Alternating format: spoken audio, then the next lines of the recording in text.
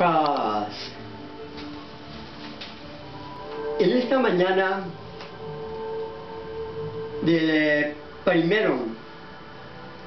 de enero de 2010, queremos pues también, como estudiantes que somos de la Universidad Bolivariana de Venezuela, en la carrera de gestión ambiental, que estamos pues en el 7º semestre de esos estudios universitarios. En nuestras investigaciones pues, con los cursos que hemos realizado acerca de los temas diferentes biológicos, por ejemplo, de la biodiversidad, como también temas que hemos abordado de la estadística, como también acerca de la misma profundización en la química. Y hay un elemento importante en la química, que es el ozono. Nosotros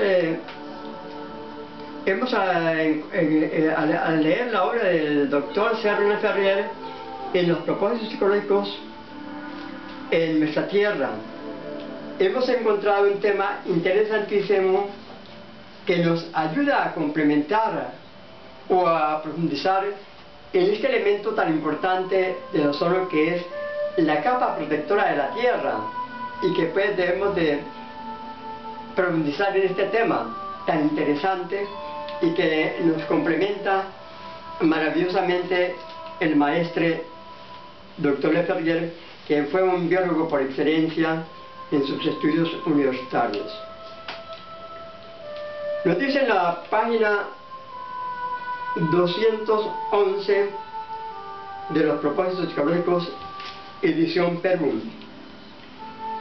enos aquí en un estadio que nos permite citar un artículo muy interesante: el ozono atmosférico, gas indispensable al mantenimiento de la vida sobre la Tierra, del profesor Charles Fabry, de la Academia de Ciencias, quien escribe: la atmósfera terrestre encierra, al lado del azoe, del oxígeno, del gas carbónico, de gases raros bien conocidos: helio, argón, neón, xenón, criptón. Otro gas en cantidad extraordinariamente débil, repartido en altitud de una manera sorprendente a primera vista, y cuya desaparición en la superficie de la Tierra ocasionaría consecuentemente catastróficas para los seres humanos. Se trata del ozono, el polimadre del oxígeno, pero poseedor de propiedades esencialmente diferentes.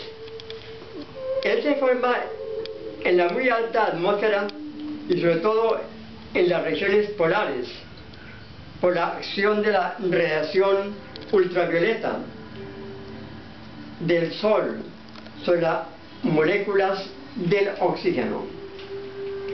Son algunos miligramos de ozono en las alturas de la estratosfera que permiten a los seres vivientes subsistir sobre la Tierra, ya que ellos juegan el papel de pantallas selectivas frente a la radiación solar, dejando pasar las reacciones indispensables a la síntesis clorofiliana de los vegetales y aquella de la vitamina antirraquítica entre los animales superiores, mientras que ellos detienen las reacciones ultravioletas, cuya acción esterilizante haría de la Tierra un desierto.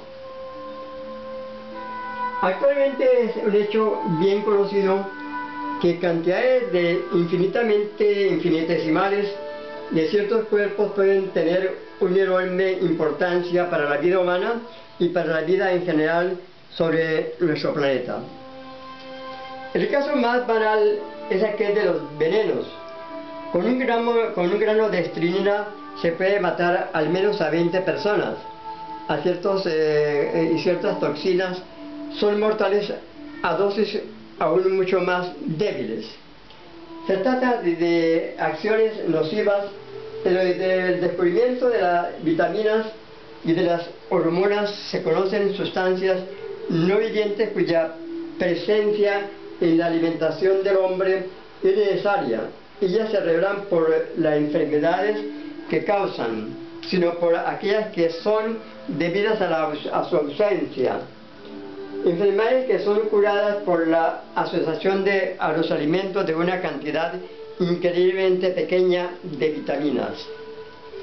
En el mismo aire, cuerpos existentes muy débiles se revelan como necesarios.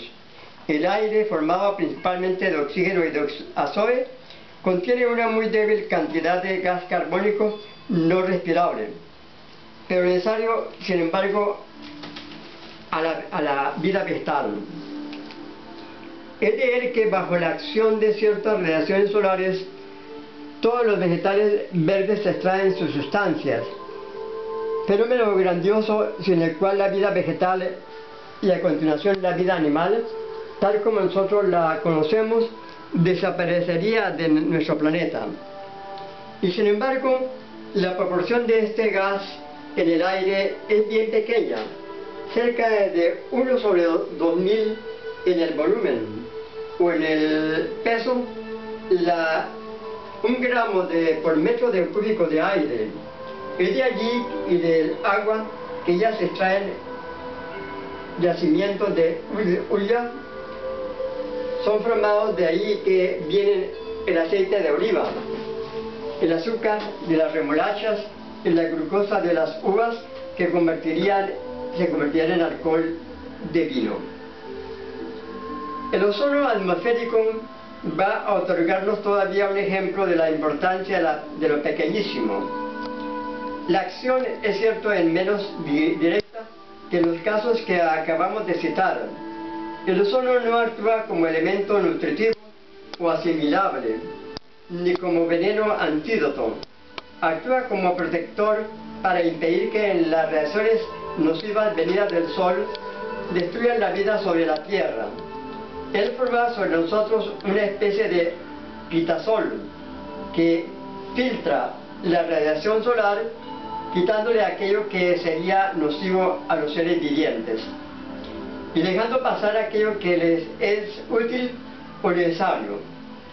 La proporción de gas existente en nuestra atmósfera es sin embargo extraordinariamente débil.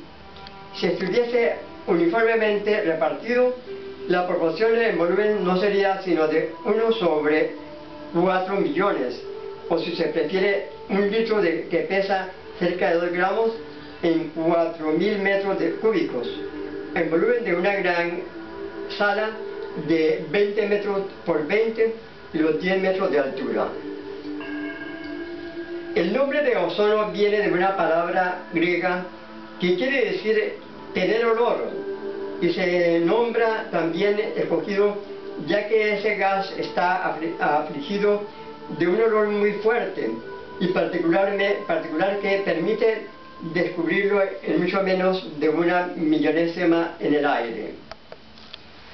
Uno encontrará seriamente incómodo, después de una estancia de una media hora, un aire que contenga 4 miligramos por metro cúbico, o sea, en volumen una proporción de 2 millonésimas.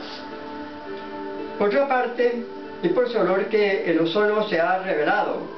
Hace más de 2 siglos, alrededor de máquinas eléctricas en actividad, pero durante largo tiempo ese olor no fue relacionado a un compuesto químico definido y fue mirado como el olor de la electricidad.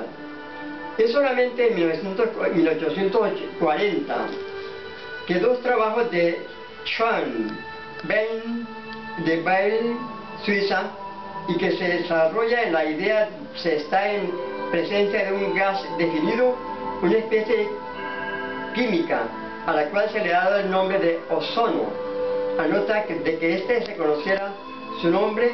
Respecto a este tema, las hipótesis más diversas han sido sucesivamente emitidas. La dificultad en el estudio del ozono consistía en que no podía obtenerse sino en el estado de vestigios diluidos en una enorme proporción de aire o de oxígeno. Los débiles medios con que se disponía bastaron con bastante ingeniosidad para establecer la constitución química de la molécula de ozono. Esta molécula está formada únicamente de átomos oxigenados, ya que se puede obtener como ozono haciendo pasar el fluido eléctrico a través del oxígeno puro e inversamente. La destrucción del ozono por el calor da únicamente oxígeno. Es preciso concluir: ¿el ozono no es más que oxígeno? Sí y no. Eso depende del sentido que se le dé al oxígeno, entre comillas. Existe átomo de oxígeno, que los químicos representan por el símbolo de O, doble comillas, pero no se puede sustituir en libertad sino durante un tiempo muy corto, en estado de extremadamente enrarecimiento, ya que esos átomos se unen 2 a 2 y quedan unidos dando la molécula de oxígeno fórmula CO2 entre comillas, de la cual está formado el gas que nosotros respiramos.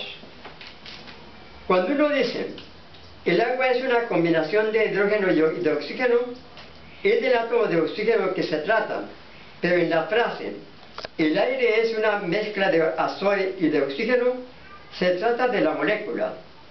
El ozono no es el átomo, o doble comilla, ni la molécula 2 doble comilla. Su molécula está formada únicamente de átomos de oxígeno, pero ella contiene 3. La fórmula química del ozono es sus 2 entre comillas. Cuando esta molécula se descompone, lo cual ocurre fácilmente bajo la acción del calor, sus 2 se descomponen en N sus 2 más 0, y enseguida los átomos 0 entre comillas se unen de 2 a 2, de manera que no queda sino un gas de oxígeno ordinario. Hoy día se sabe obtener el ozono gaseoso perfectamente puro, estable a baja temperatura, pero poco agradable de manejar, ya que en ciertas condiciones su descomposición en oxígeno se hace con una violenta explosión. Se puede medir su entidad en estado gaseoso y por consiguiente obtener su peso molecular, mientras que el átomo 0, entre comillas, tiene por peso atómico 16, número escogido como base de los pesos atómicos. El oxígeno vulgar, sus 2, tiene por peso molecular 16 por 2 igual a 32, y el ozono 16 por 3 igual a 48. El misterio del ozono de la electricidad, que no tiene nada eléctrico, se encuentra aclarado. Entonces,